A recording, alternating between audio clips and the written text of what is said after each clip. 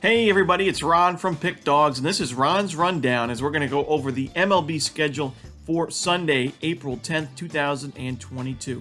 If you like what you see, make sure to give us a big thumbs up, subscribe to our channel, and leave us a comment down below with what your picks are for the games in the MLB for Sunday. If you're looking for my best bets or best bets from some of the top handicappers in the world today, be sure to check out the Premium Picks tab at pickdawgz.com. Alrighty, let's get into it for the games on Sunday, April 10th. For our first game, we're going to go to the game between the Oakland A's and Philadelphia Phillies. Dalton Jeffries is the projected starter for the A's, while Zach Eflin is the projected starter for the Phillies. Now, Jeffries, for the A's, he has not had much MLB experience in his career thus far. This will only be his third career MLB start. He did get a lot of work in during the spring this season. He pitched in 14 innings, but he didn't have much success. He gave up 15 earned runs and 3 home runs, giving him a 9.64 spring training ERA.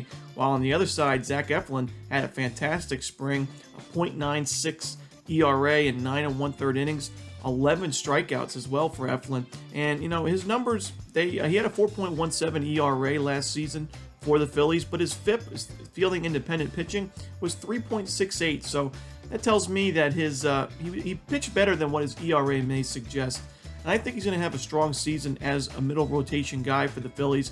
And I think we're getting the Phillies here. I think they're just the better team, the better starter, the better bullpen, and the much better lineup. So I'm going to lay the run line with the Phils here. Next up, we go to the AL East as the Baltimore Orioles take on the Tampa Bay Rays on Sunday. Now, Tyler Wells is the projected starter for the Orioles, and this will be his first career start in the majors. He pitched in 44 games last year for the Orioles, but all of those appearances came out of the bullpen. So this will be his first start last year, a 4.11 ERA. Not too bad out of the pen for the Orioles. On the other side, Corey Kluber will make his Rays debut. He's the projected guy for Tampa Bay.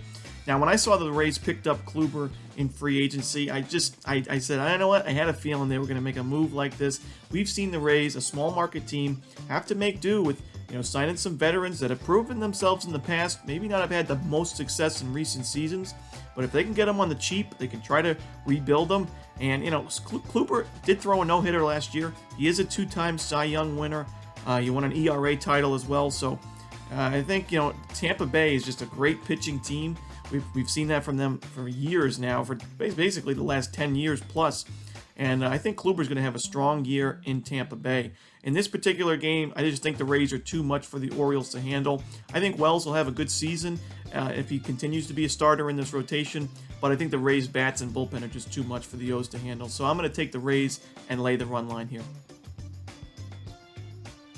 Next up, we have the White Sox taking on the Tigers at Comerica Park. And I think the White Sox are going to be able to get to Tariq Skubal early in this one. Skubal is a big-time prospect for the Tigers in their rotation, but just really hasn't lived up to the hype thus far in his career.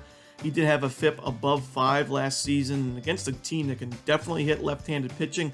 I do worry about him in this first start. Michael Kopech is the projected starter for the White Sox. I don't expect him to pitch too deep into this game. He pitched 44 games last year, but only 4 of those were starts. So I expect about 1 to 2 innings for Kopech, and then the bullpen coming in and getting the job done for Chicago. So I'm going to take the White Sox on the money line here on the road.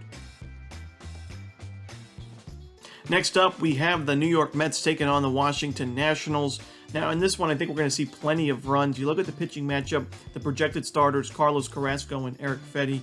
Carrasco's time in New York hasn't been the best, 6.04 ERA last season and a 5.4 ERA during spring of this year, where he allowed 2 home runs and 5 earned runs in only 8 innings. And Eric Fetty on the other side, he did pitch well in spring, and I do think that he's gotten better as a starting pitcher each and every season. I think that he's making improvements each year, but he's still not quite there, and the Mets lineup looking very, very lethal early on this season. I think we're going to see plenty of runs from both of these teams, and I like the over here in what should be a very exciting ballgame.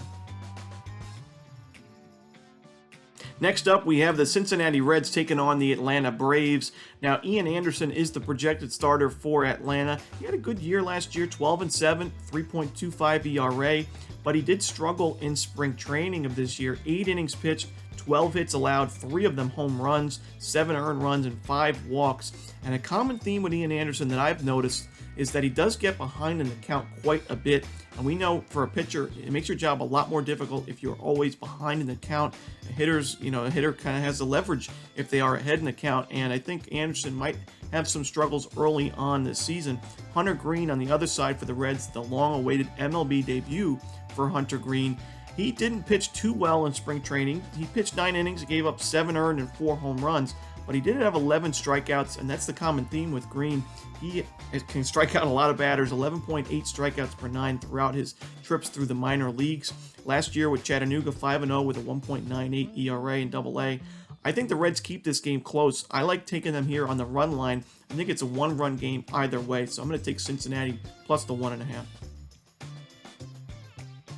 Next up, we have the Texas Rangers taking on the Toronto Blue Jays, and the Blue Jays are big favorites in this game, and that's because Hyun-Jin Ryu is on the mound for the Jays. Now, Ryu wasn't his ace self last year, as we're used to seeing him as. He did have an ERA above 4, and I do think he's going to have a much sharper season this year, but this Rangers lineup has proven, it showed in the first game of this series, it can put up some runs, and I do think that they're going to score some early and when they get to the Blue Jays bullpen as well.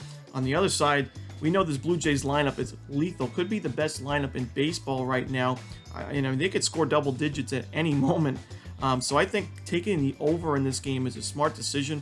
I think both teams score pretty early and often. And like I said, I wouldn't even be shocked if one of these teams scored the over themselves. So I'll take the over in the Rangers-Jays. Next up, we have the AL Central matchup between the Guardians and Royals. The projected starters for this one, Cal Quantrill for the Guardians and Chris Bubich for the Royals. Now, Quantrill last year, 8-3 with a 2.89 ERA. Very successful year for Cleveland, but his FIP was 4.07, so it does make you wonder, how lucky did he get? Did his defense bail him out a little bit too much than you would want to see from a starting pitcher? He did struggle in spring training, 5.63 ERA, 5 earned runs, and only 8 innings pitched.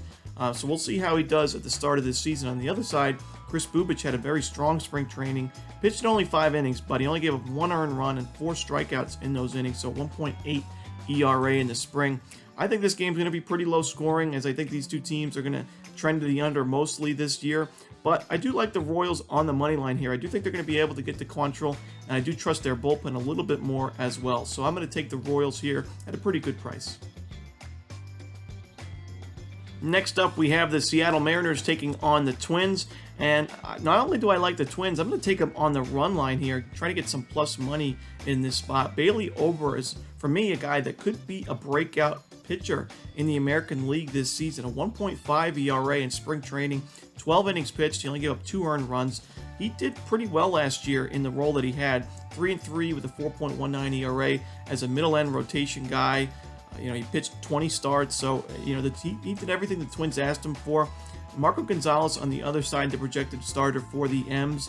I'm not too fond of him. He had a 3.96 ERA in 2021, but a 5.28 FIP. So how sustainable that 10-6 record with that ERA was, I'm not too sure. I think the Twins can get to him early, and I think the Twins are going to be able to put up a ton of runs in this game. So I'm willing to lay the run line with the home team here. Next up, we have the Pittsburgh Pirates taking on the St. Louis Cardinals. And I'm not really a big fan of this game betting-wise. If I had to pick, I would take the Cardinals laying the run line. I just don't trust Bryce Wilson as a starting pitcher for the Pirates. He had a pretty good spring. He had 12.3 strikeouts per 9 in spring. But career-wise, he's only 6.4 Ks per 9. His ERA is pretty much through the roof. And until he shows me something different, I'm going to have to fade him in this spot. So I'll take the Cardinals and lay the 1.5 at home. The Brewers are taking on the Cubs at Wrigley Field, and Marcus Stroman looks to be making his Cubs debut in this one. He's the projected starter for Chicago. In this game, I think I'm going to take the under in the first 5 innings. We've got a pretty good pitching matchup on our hands in this one. Freddy Peralta, man, can he miss bats? He's a strikeout machine. Does get into trouble here and there. He wasn't the best in spring training, but I do think the Cubs are going to struggle at the plate in the first 5 against him. And on the other side, I think Marcus Stroman can hold down the Brewers' bats enough. I think the bullpen does get into trouble, and I do think the Brewers win this game in the end. But I think the under in the first 5 is a strong play. Next up, we have the Dodgers taking on the Rockies at Coors Field. In this one, we see Julio Urias and Antonio Senzatella as the projected matchup. I think we're going to see plenty of runs in this one. Urias struggled in spring training, and he is a lefty. And as we remember from last year, the Rockies were a top 10 team in the league in team OPS against left-handed pitching. They did lose the righty bat of Trevor Story to the Red Sox, but they brought in another righty, power bat, and Chris Bryant to make up for that. So I think the Rockies can score some runs in this one, and we know the Dodgers lineup's going to score almost any time, especially at Coors Field, and I do think they get to Senzatella and the Rockies bullpen here. So I see plenty of runs in this game, a typical Coors Field game, and I like the over. Next up, we have the Fish taking on the Giants, the Marlins and the Giants. I like the under in this game. I've taken the under basically every game in the series, I believe. But, you know, you look at this pitching matchup. Trevor Rogers and Anthony DeSclafani, two guys that pitched very well last year. I think, you know, it shows how good this Marlins rotation is, as their 3 starter is a guy that could probably be a 2 or maybe even a 1 starter on most teams in the league. Anthony DeSclafani, another hidden gem that the Giants have had in their rotation. He really struggled in Cincinnati with the Reds, but look at him now with the Giants. You know, I think this game, I think we're going to see runs hard to come by. I do think the Giants will win this game in the end, but I like the under as the better play. Our next game is between the Astros and Angels. Now, I know this isn't the starting matchup that we saw on Saturday night with the guys like Verlander and Syndergaard, but hey, Urquidy and Suarez will have to do, and I do think we're going to see plenty of runs in this one, unfortunately, for the starting pitchers.